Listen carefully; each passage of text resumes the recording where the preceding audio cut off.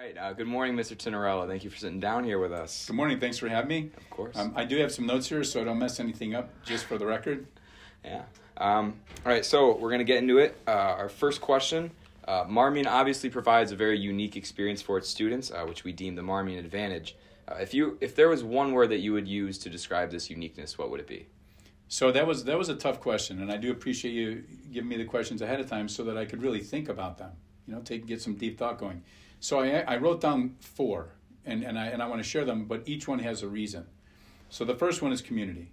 I mean, I think Marmion really does, even when you're checking us out in 7th and 8th grade, you can kind of feel something, right? You walk in with our mentors or the ambassadors, the guys of Marmion, and you see how they can kind of joke around and laugh a little bit, and you pick that up a little bit, even coming in as an outsider looking in. But I think Marmion as a school, number one, community, and that does start with the monks, right? That's part of their charism, but it carries through.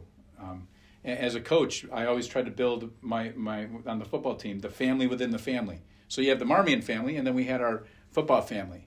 So that's part of the community, and you see that in everything. It's not just in a clique group. It's not just it's guys that will eat at one lunch table one day, and the next day they're at another lunch table. Mm-hmm. It's a feeling across the board. So I had to pick that one, and then it kind of goes from there. Then for the students, it is the brotherhood, and nobody really understands that, and everybody throws that word out, and many schools use it. I don't think you really understand it fully until, I don't know, maybe when you're older, 75, 76, 80 years old. I see guys who haven't seen each other in 50 years come back for reunions, okay? And it's like they were in high school again. Yeah. I'm fortunate enough, I take them on tours of the building, and they want to show their wives, and they're all excited. But it is, they're joking around and bumping each other, and it's like they're 18, but the guy is 77. And I see that in the role of head of school when I'm traveling. I see that across the board. And again, it doesn't start right away. It takes a while to build, and I think you guys have a great sense as a senior class. I'm not taking anything away from the other guys, but I think you're going to see now when you leave Marmion how you feel it even more, because you're not around everybody again every day. So that was that one. Family, right? It does. Starts at our homes. Family's number one, right? But then your extended Marmion family, and you guys are always there for one another. And we try to be there for you all. And that's been going on forever. That's not me. That's not anybody here now. We're just continuing. My son Vincent is named after Abbot Vincent because he was like my dad, because my dad wasn't in the picture when I was young. So when I was here, I was a resident student back here in the dormitory. Abbot Vincent was like my father. He literally was. So we named Vince after him. I mean, that says a lot about family. And then last, most importantly, God. Right? God at the top of it all. And I think it's not until senior year and you've experienced Kairos that last little piece, not that people aren't going to Mass, not that people don't believe in God. I think that's kind of like the period on that wonderful piece, right? The Marmion advantage, mm-hmm. Period. Maybe even exclamation point. Yeah. I don't know. I mean, but it is. That's where you get, and we call it, the Kairos feeling and all that. No, that's the presence of God. That's what you feel. And that's where everything else comes from. Why do you feel like brothers? Because you feel the presence of God in one another, or recognize that. So sorry for being long-winded. You asked for one word. So the four, I'll start at the top. God, family, brotherhood, community. Mm-hmm. Those, I think, 4 words really summarize. Any of those in context would summarize Marmion. Perfect. Great answer. Thank you. So for question 2, we're going to go a little bit more into this year specifically. So we've had plenty of exhilarating moments this year at Marmion, whether it be at the Pride Assemblies or the basketball games. What is your favorite moment from the 2021 and 2022 school year, if you can choose just one?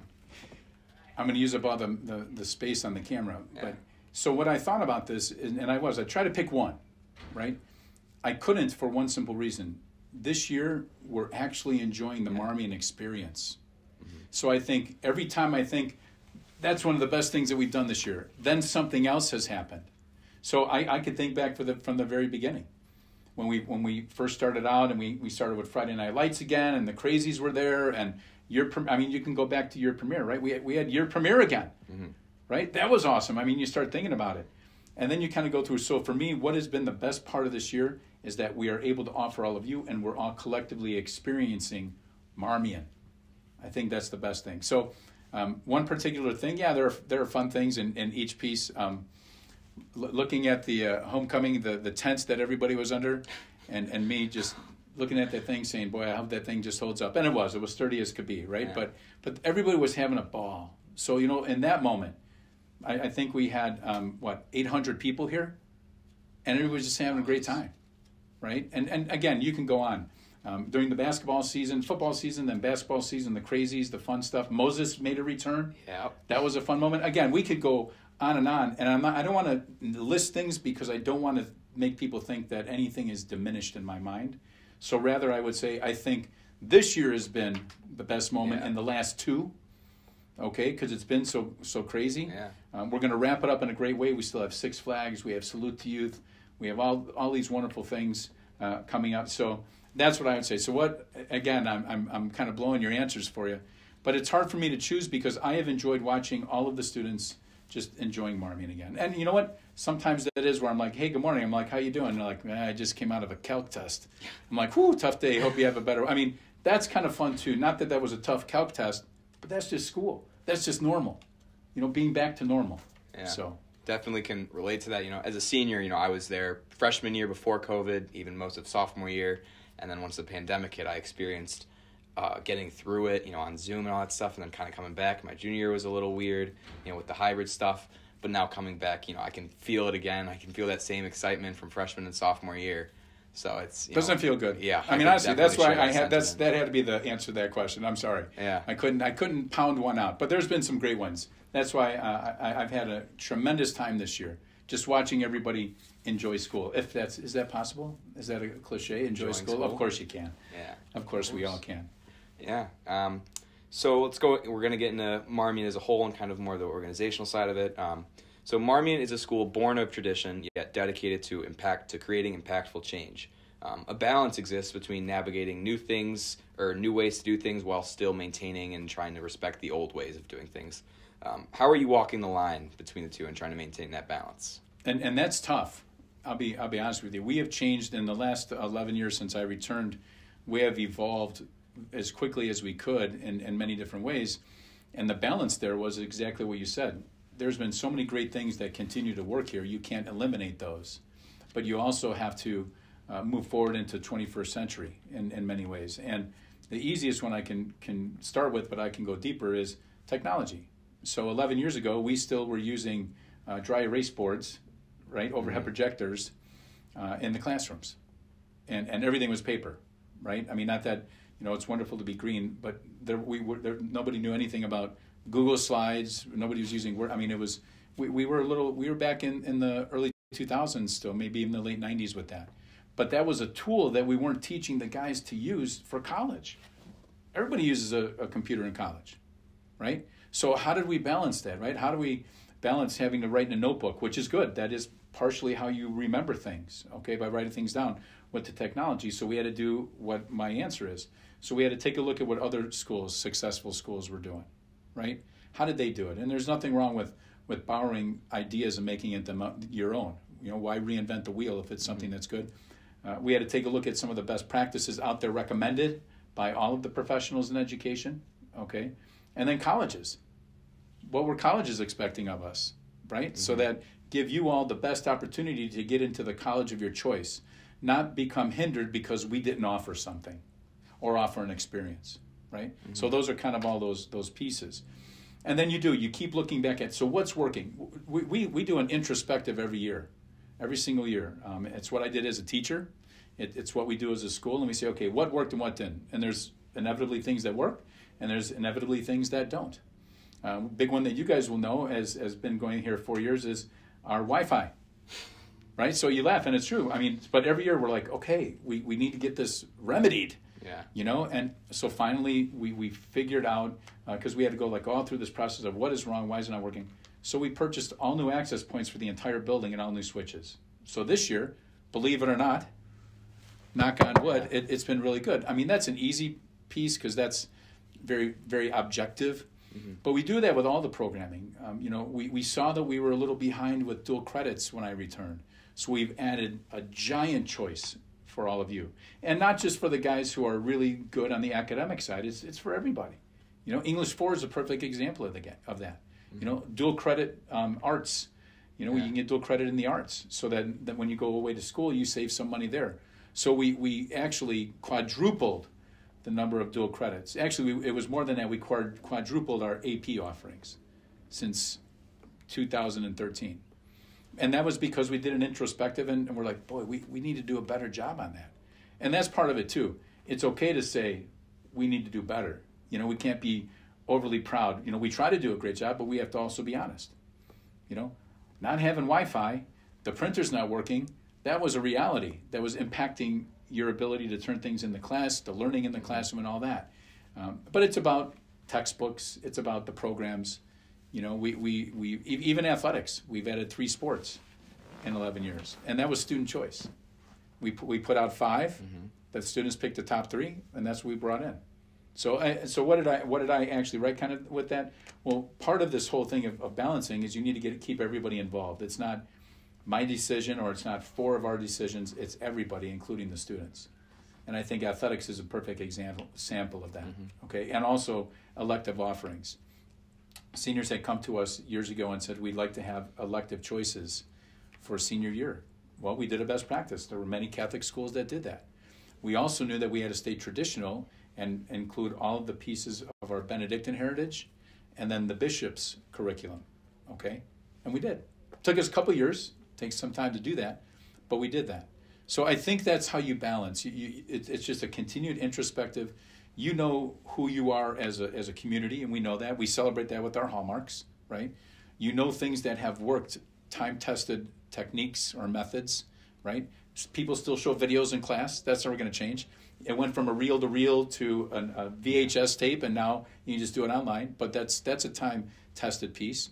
But then you got to mix it in with maybe more smart boards or maybe, you know, whatever.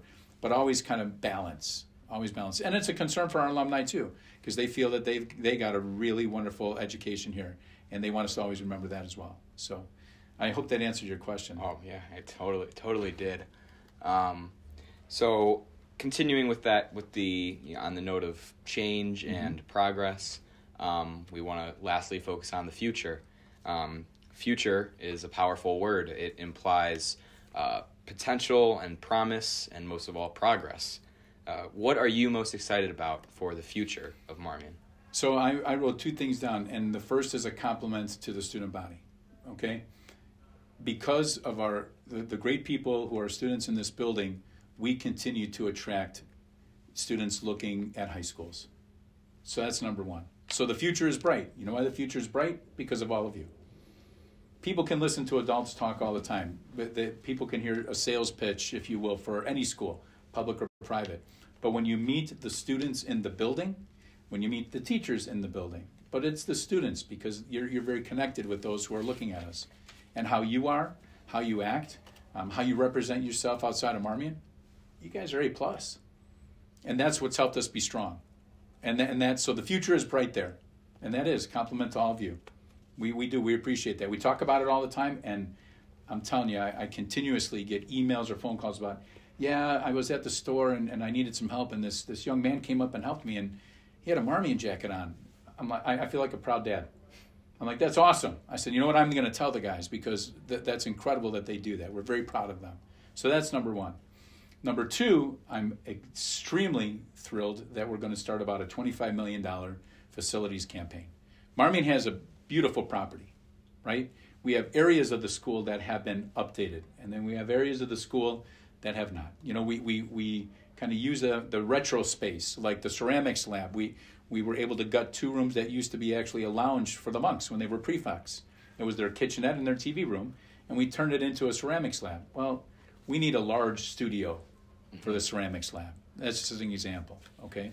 So we're going to start this from our fields outside, turfing fields, to building a whole new athletics center, which would include a new wrestling room, new locker rooms for all, new weight and training facilities for all students on this side of the building. There were plans of that many years ago, got put to the side. It's time to amp that back up. I'm going to expand the student commons area by $1 million. So I'm going to make it actually a 2-story kind of step up, and instead of what that is, because we want to maintain that community feel for everybody, where you want to come here before school, after school, take a nap, right? If you're waiting for practice or whatever, it'll be there. And then for this part of the campus, put in a brand new fine and performing arts area, auditorium, so that's where we can have all of our assemblies, our graduation, and things of that nature. A brand new ministry area, so a new student chapel that will actually be built coming out of the old dormitory. And with that, all ministry areas, brand new ministry areas, because our ministry program is one of the most important pieces of Marmion, right? All the retreats, all of the campus ministry, transfer kids, I mean, that's all part of the experience, right? So that'll be in there. Obviously, our leadership department will be in there, and then engineering. We need a true STEM center. Mm-hmm. And then some auxiliary classrooms for fun. But you add all that together, it's about $25 million. The goal. So how long is this going to be? 8 years. That's our goal. And that would include all of the old dormitory completely gutted, rehabbed that part, and then the addition of a new auditorium, band room, choir room, and then this side would be the church. I'm very excited for that. But I'm very excited to start it because I think we can get all of the athletic piece complete in the next 3 years. And it's not what's more important, what's not. We have to clear out the dormitory before we can improve it, right? So we have to have areas. So again, Marmion is strong because of all of you, and I think this addition of the brand new facilities, adding to what we already have, and continuing the remodel, we're gonna add $130,000 into the classrooms this summer for all new furniture for the classrooms. And the amount of money, I'm just saying that I'm used to talking in the money. We're going to try to have every classroom that is able to have all brand new desks. So start small, get big, get these bigger projects done. So I'm very excited for that because that is going to set the school up to provide the best for the students, right? And then to provide our future, right? Because the third grader is going to see all the brand new facilities and be like, hey, I want to do that one day, I want to be that guy playing on that field one day. Mm-hmm. So that's how I feel that the future is bright. And as long as we can maintain the presence of the monks in the school, right, and the abbey remains vibrant and we have young monks coming in, honestly, the sky's the limit for the school. I really do feel that. And then we'll pass the baton to the next group of leaders when that's finished, and they'll take it from there. It'll be their legacy that will be added to. Yeah. So wow. I didn't use my notes a lot. I just used them just a bit. I really wanted to be very... introspective with this because these were really good questions. I compliment you on the questions. Yeah, thank you. Yeah, well, I mean, on that sentiment, with the sky's the limit, I couldn't agree more. As a second semester senior, I've seen Marmion, as I mentioned a little earlier, go through some tough times with the pandemic, no faults to the academy. So we're just extremely thankful, one, for you sitting down here with us and we can get this information across on our YouTube channel. But in addition to, I'm thanking you for how you have led this school and through with your team and with the student council through one of the toughest times in recent history and definitely in my life with the pandemic. So, sincerely thankful, and I also sincerely look forward to watching Marmion progress throughout these next few years and on after that. So. Thank you, Mr. Tinerella. Thank you. I appreciate you guys taking the time to spend here with me and answer the questions and hear me out with my long-winded answers. But I think it's important that you all know. I do. I think it's very important. You are the most important part. You all are the most important part of Marmion, so you should know all of this. So it's been a pleasure to share it with you. Well, thank you. All right, so that's going to do it for the interview with Mr. Tinerella. Thank you for watching, and we hope that you learned something new. Sweet. That's good. That was awesome. That's awesome. Thank you, Mr. Tinerella. Thank you.